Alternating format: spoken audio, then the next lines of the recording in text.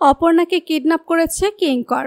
অবশেষে কিঙ্করকে পুলিশে দিয়ে উচিত শিক্ষা দিল আর্য। হ্যাঁ বন্ধুরা, আমরা এমনটা দেখতে পাবো চিরদিন তুমি যে আমার ধারাবাহিকের আগামী পর্বগুলোতে। বিস্তারিত জানতে ভিডিওতে লাইক দিয়ে শেষ পর্যন্ত দেখতে থাকুন। ভূমিকম্পে আর্য এবং অপর্ণার তেমন কোনো ক্ষতি হয় না, দুজনে প্রাণে বেঁচে যায়। তবে প্রাণের বন্ধু কিঙ্কর যে কতটা ভয়ঙ্কর হতে পারে তা বুঝতে আর বাকি নেই আর্যর। দর্শকেরা এতদিন কিঙ্করকে ভিলেন হিসেবে ভেবেছিলেন, কিন্তু এবার আচমকাই দেখা যায় পাল্টে যায়। নিমেষে সবকিছু আর্য অপর্ণাকে খুঁজতে অপর্ণাদের বাড়িতে এলে অপর্ণার দেখা পায় না। তখন অপর্ণার মা বলে, একে আর্য স্যার, আপনি অপুকে খুঁজছেন?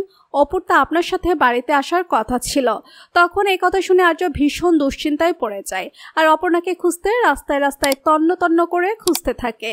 অন্যদিকে দেখা যায় রাস্তায় গাড়িতে বসে রয়েছে অপর্ণা, আর সেই গাড়ি চালাচ্ছে অপর্ণার মায়ের মুখোশ পরা এক মহিলা। অপর্ণা নিজের মা ভেবে তার সাথে নিমেষে কথা বলতে থাকলে হঠাৎই সেই মহিলা হাসতে শুরু করে।